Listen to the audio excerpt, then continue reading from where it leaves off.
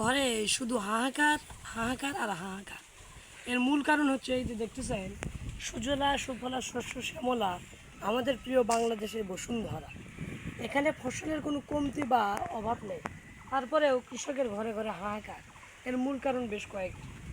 এক নম্বর হচ্ছে, এদেশে বর্তমানে শত শত হাজার হাজার লক্ষ লক্ষ টন ভারত থেকে চাল আসতেছে।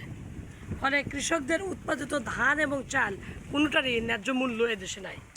ন্যায্য মূল্য থেকে মূল্য অনেক কমে গেছে বা হ্রাস পাইছে। যেমন এই যে আমন ধান ছিল সিজন সময়ে প্রায় 1400 টাকা 1300 টাকা মন, 40 কেজিতে 1 মন। বর্তমানে সেটা মূল্য হ্রাস পেয়ে দাঁড়িয়েছে 1130 টাকা 1120 টাকা, অর্থাৎ 1 মন ধানের উপরে প্রায় 200 টাকা মূল্য হ্রাস পেয়েছে। আবার এই যে বিগত 2 মাসের পূর্বে যে আলু গেল, এই আলুতে 1 বিঘায় সমান 33 শতক। এখানে চাষ করতে কৃষকদের যে টাকা খরচ হয়েছে সেখান থেকে প্রায় 10 থেকে 15 হাজার টাকা ক্ষতি গুনতে হয়েছে।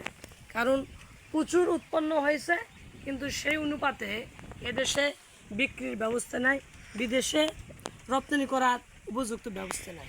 ফলে সেখানেও কৃষকরা লক্ষ লক্ষ টাকা ক্ষতির শিকার হয়েছে।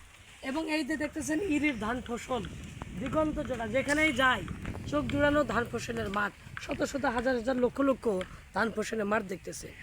এই ধানের যে ন্যায্য মূল্য কৃষকরা পাবে, এটা নিয়েও এখন তারা অনিশ্চয়তায় ভুগতেছেন। কারণ কৃষকদের আশা ইরিতে